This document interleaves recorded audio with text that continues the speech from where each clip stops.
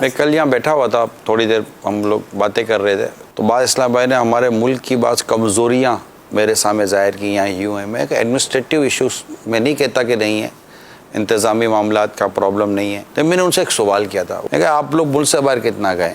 تو جو مجھ سے ڈسکس کر رہے وہ ملک سے باہر گئے ہی نہیں ہیں، وہ گئے ہی نہیں ہیں. میں کہا دیکھا کچھ نہیں ہے آپ نے.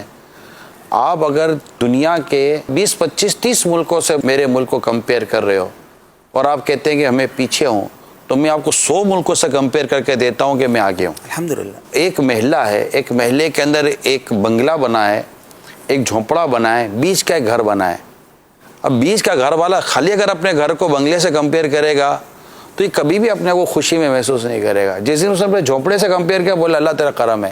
کبھی باہر نکلے تو پتہ چلے 2 کروڑ کی آبادی کا کم و بیش شہر ہے باب المدینہ کراچی ہے. 2.5 سے زیادہ بتاتے ہیں، 2.5 سے زیادہ آپ کو بتاتے ہیں. یعنی اس سے کم آبادی کے شہروں میں ٹریفک اس سے بدترین ٹریفک جام ہوتا ہے، اور وہ بہت ڈیولپ کنٹریز ہیں. ایم آئی رائٹ؟ یہ صحیح ہے.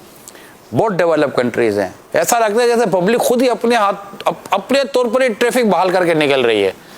اتنی ایڈوانس ہے میری قوم، ٹھیک ہے نا. ان کو ضرورت نہیں پڑتی اپنے کو کہ کدھر سے کیا ہوگا، اور ہے ایسی. تو اتنے 2-2.5 کروڑ، یعنی بعض ممالک کی اتنی آبادی ہوتی ہے جتنی آبادی کراچی شہر کی ہے. لاہور شہر کی آبادی آپ دیکھیں، اس سے کوئی انکار نہیں ہے، پرابلم نہیں ہے. آبادی کے لحاظ سے 6واں ملک ہے. تو اب ہمارے پاس تو ہم ورلڈ 6 نمبر پہ تقریباً 200 کے زیادہ ملک ہیں. تو اور شاید دنیا کا 7واں بڑا شہر ہے کراچی، 6واں 7واں بڑا شہر پاپولیشن میں. میں بالکل ڈیفینیٹلی یہ نہیں کہتا کہ ہمارے یہاں پرابلم نہیں ہے، ہمارے پرابلم ہیں، مگر میں کہتا پرابلم کہاں نہیں ہے. اگر روزگار کا مسئلہ ہے تو دنیا میں مجھے بتا کون سا ملک ہے جہاں روزگار کے مسائل نہیں ہے، کھانے پینے کے مسائل نہیں ہے. ایسا ہمارے یہاں روزگار اس وقت بتایا گیا کہ اس پینڈیمک میں 1 کروڑ لوگ بے روزگار ہوئے پاکستان میں، جو بتایا جاتا ہے کرونا وائرس کے معاملے میں.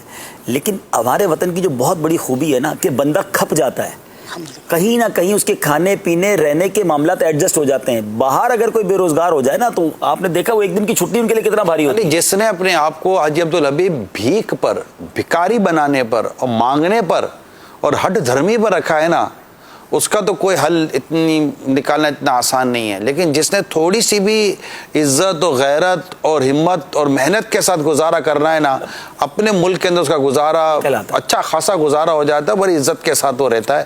اللہ کا شکر ہے، اللہ میں شکر گزاری نصیب فرمائے.